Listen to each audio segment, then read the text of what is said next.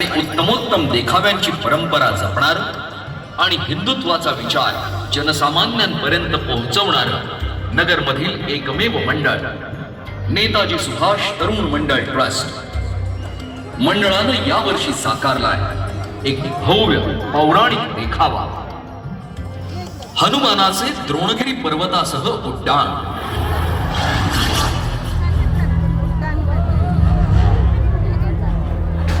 ही कथा आहे रामायणात लक्ष्मण आणि रावणाचा पुत्र मेघनाद यांच्यामध्ये घमासान युद्ध सुरू होतं। दोघेही जण एकमेकावर भयंकर बाणांचा वर्षाव करत होते।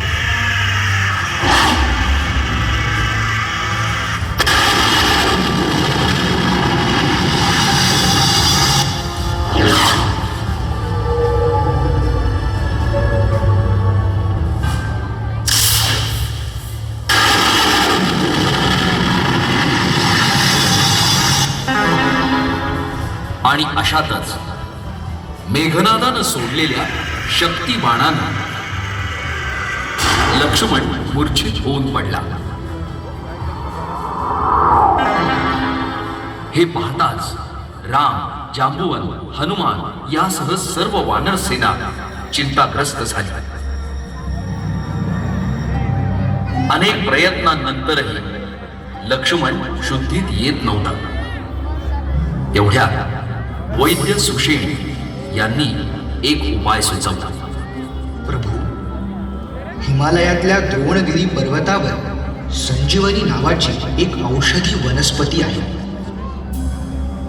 ती जर आपल्याला आणता आली तर आपले बंधू लक्ष्मण या मूर्छित अवस्थेतून बाहेर येऊ शकतील। यावर जांबुवंत म्हणाला, पण इतक्या कमी कालावधीत एवढ्या लांब जाऊन ती औषधी वनस्पती शोधून घेऊन येणं कोणाला शक्य आहे?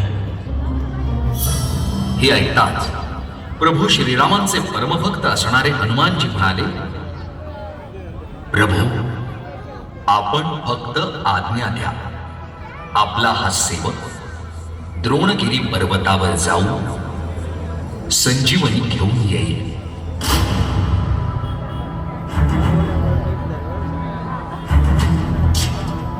प्रभू श्रीरामांची आज्ञा मिळताच हनुमानजी एका उंच टेकडीवर गेले आणि तिथे गेल्यानंतर त्यांनी आपला आकार वाढवायला सुरुवात केली।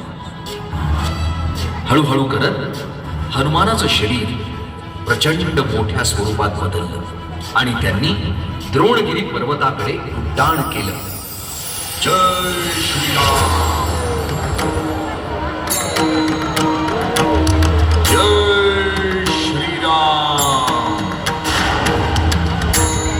जय श्रीराम।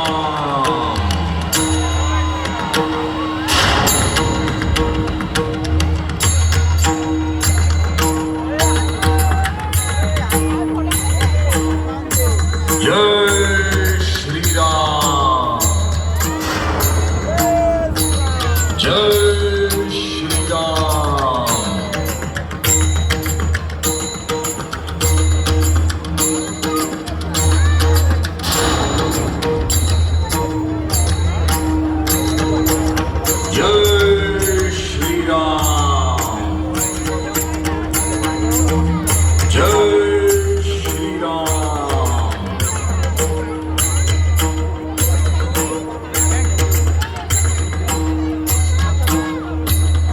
द्रोणगिरी पर्वताकडे जात असताना त्यांना वाटेत अयोध्या सुद्धा लागली। त्या अयोध्येचं मनोभावे दर्शन घेऊन त्यांनी पुन्हा द्रोणगिरीकडे कूच केलं। जय श्रीराम, जय श्रीराम।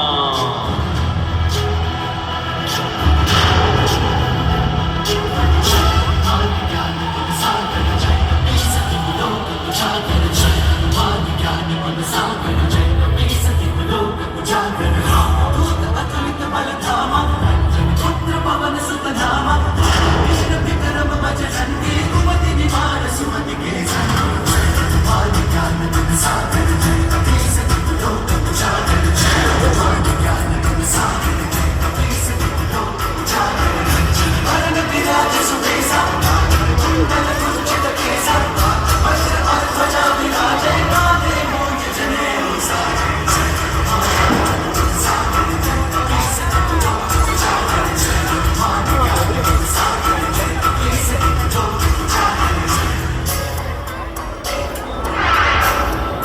हनुमानजी द्रोणगिरी पर्वतावर पोहोचले, पण तिथे गेल्यानंतर त्यांना असंख्य औषधी वनस्पती दिसत होत्या. त्यातली संजीवनी नेमकी कोणती हे काही केल्या त्यांना कळत नव्हतं. आणि मग त्यांनी आपला आकार अजून वाढवला आणि आपल्या एका हातावर तो अखंड द्रोणागिरी पर्वत उचलला आणि त्या द्रोणागिरी पर्वतासह ते पुन्हा एकदा युद्धभूमीकडे यायला निघाले. जय श्रीराम, जय श्रीराम.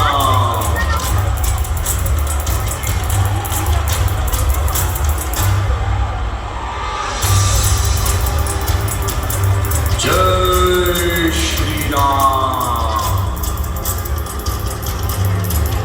जय श्रीराम.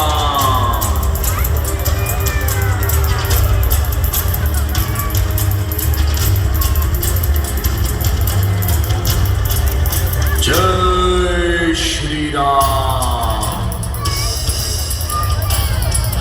जय श्रीराम.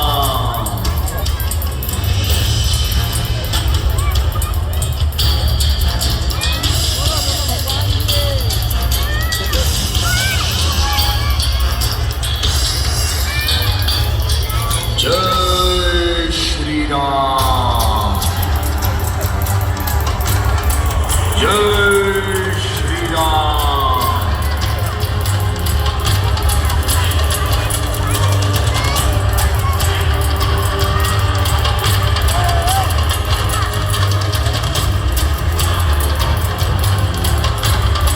जय श्रीराम,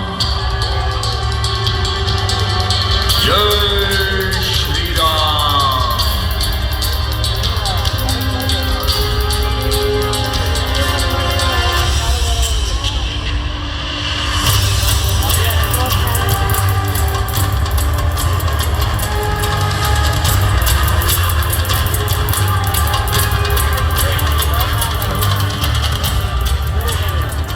आपल्या अतुलनीय वेगासह आणि परमनिष्ठेसह ते अगदी काही वेळातच युद्धभूमीवर परत आले.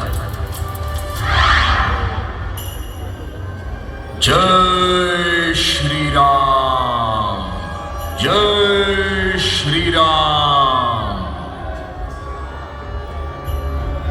हनुमानजींनी अख्खा द्रोणगिरी पर्वतच उचलून आणलाय हे पाहून सगळेजण अचंबित झाले.